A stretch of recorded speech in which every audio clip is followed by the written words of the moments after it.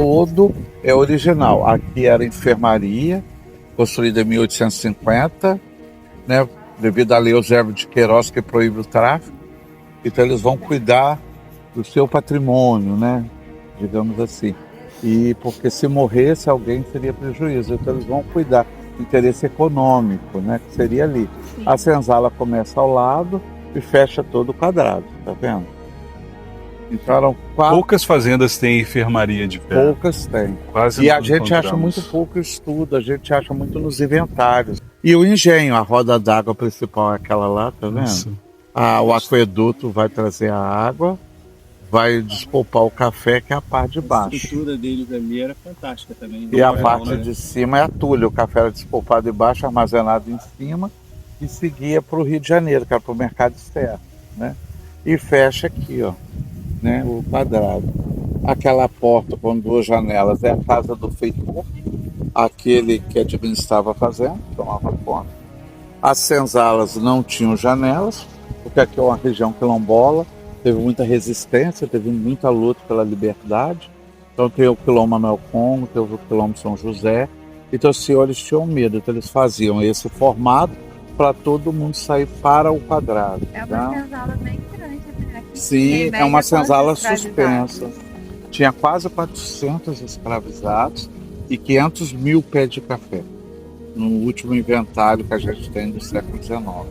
O terreiro de café inclinado, tá vendo? Era de pedras, para a água da chuva não empoçar. Choveu, tira o café, o processo de 40 dias. Aquele muro de pedras fecha o quadrilátero. Então estamos dentro do quadrilátero funcional. Aquela parte ali precisa de restauração, está desempregado, com muitos anos abandonado. A gente usa o nosso museu, que é aqui, nosso espaço de memória.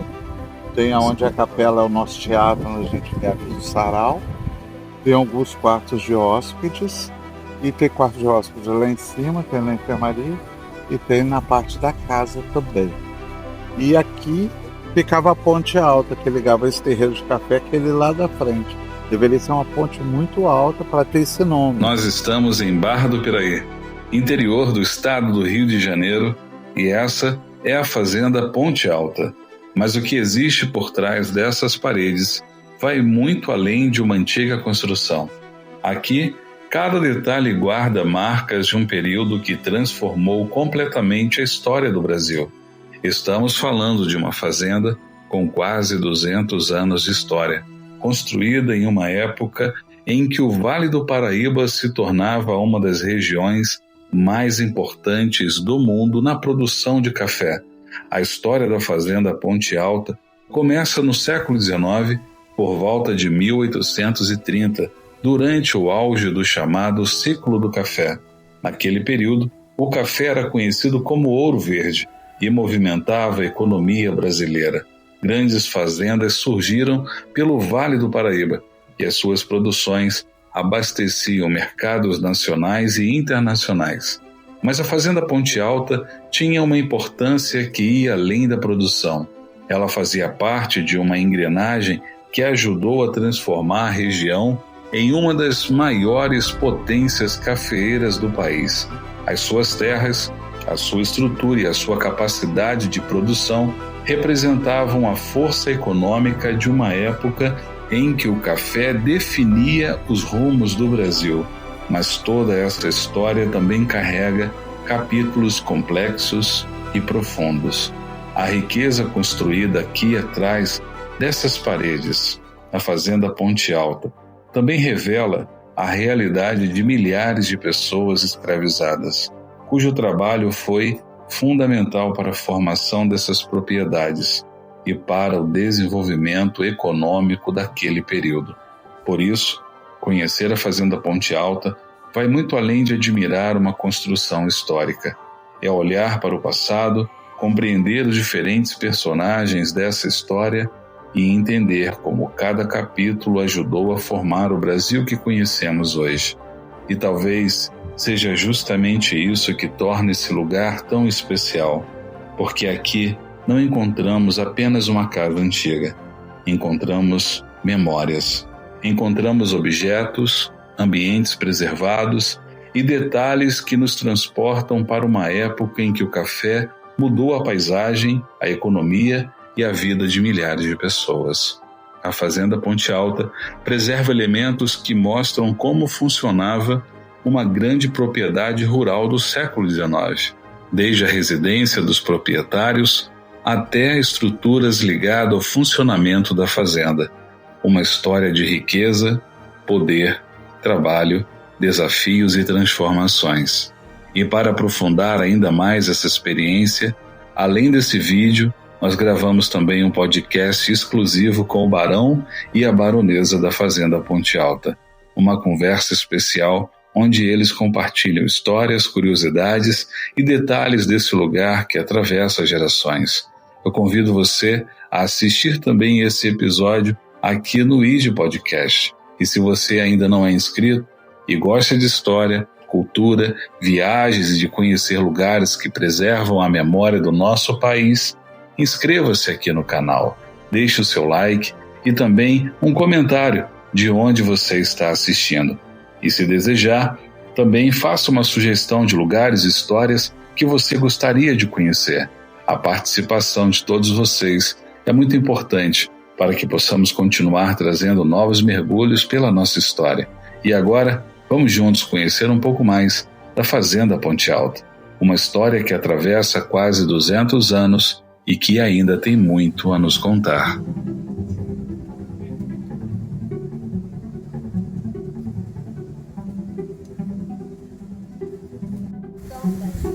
Que organizava toda uma rotina.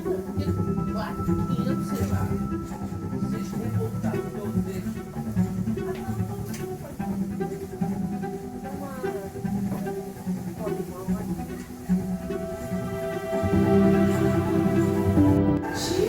Eu quero ter certeza que a senhora Baronesa de Piraí. E são coisas que as senhoras devem tratar. Tenho certeza que assim reconhecerá a senhora Baronesa de Piraí. Após esta união, o café florescerá como jamais se viu. Deus abençoe vossas palavras. Partirei amanhã para Cuba. Assim tão de repente. Minha senhora, preciso comprar mais peças. Quero completar a plantação de café até as terras da montanha. Mas já não é suficiente o que temos. Não, minha senhora. Vós o compreendeis. Não sabeis como se lida com os negócios.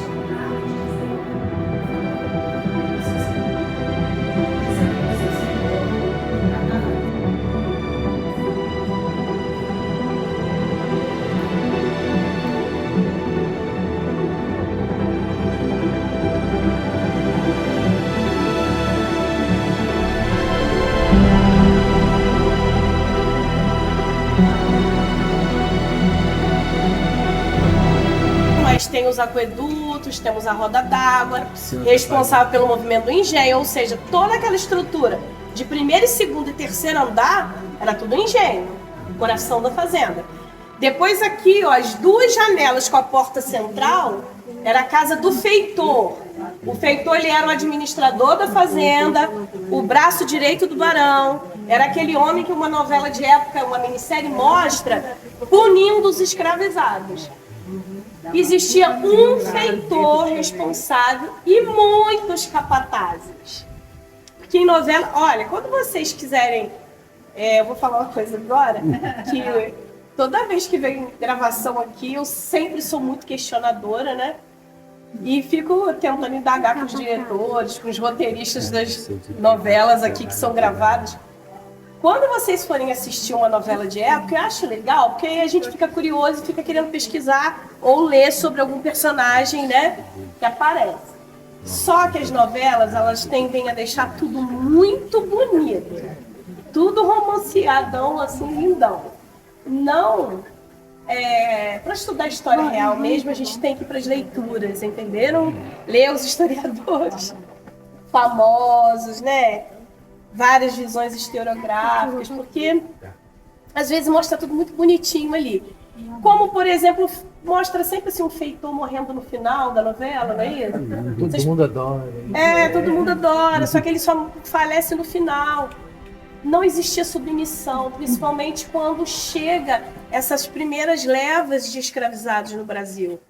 Vocês podem ter certeza, eles não eram felizes nem satisfeitos com o tipo de vida que tinha, não obedeciam e realmente não seguia a norma e existia muitos assassinatos de feitores, de pessoas que estavam ali, né? Fazendo o que eles não iam, lógico, aceitar. Porque imagina, você está lá na África, você tem seu nome, sua família, sua cultura, e aí você chega aqui e te deram uma condição. Você não nasce escravizado e te deram essa condição. Porque dentro desse tráfico tudo aconteceu, tá, gente? Aconteceu. Pessoas que vieram, que eram escravizadas lá e continuaram sendo aqui.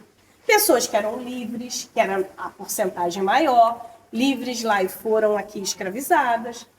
Então, pessoas que sabiam que estavam vindo para o Brasil e o que ia acontecer. Então, dentro dessa história, desse comércio, desse tráfico, tudo acontecia.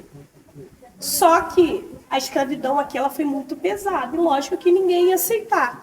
É porque depois tem uma certa adaptação, entre aspas, no tipo de vida que estava se levando. Então, assim, tinha muita rebelião, muitos assassinatos. Aqui na nossa região tem bastante registros, inclusive, disso.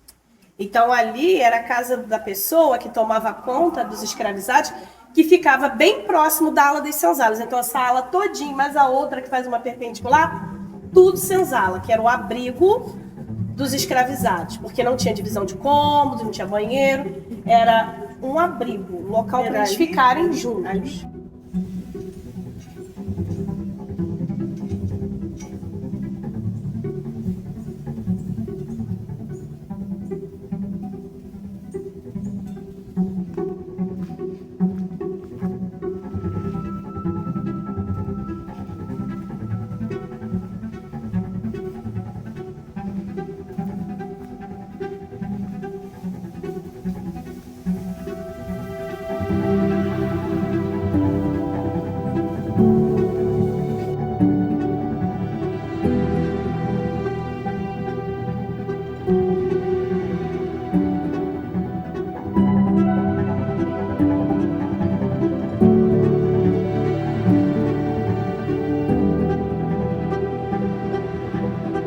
A senzala, ela tem aqui uma extensão toda essa frente e também da lateral.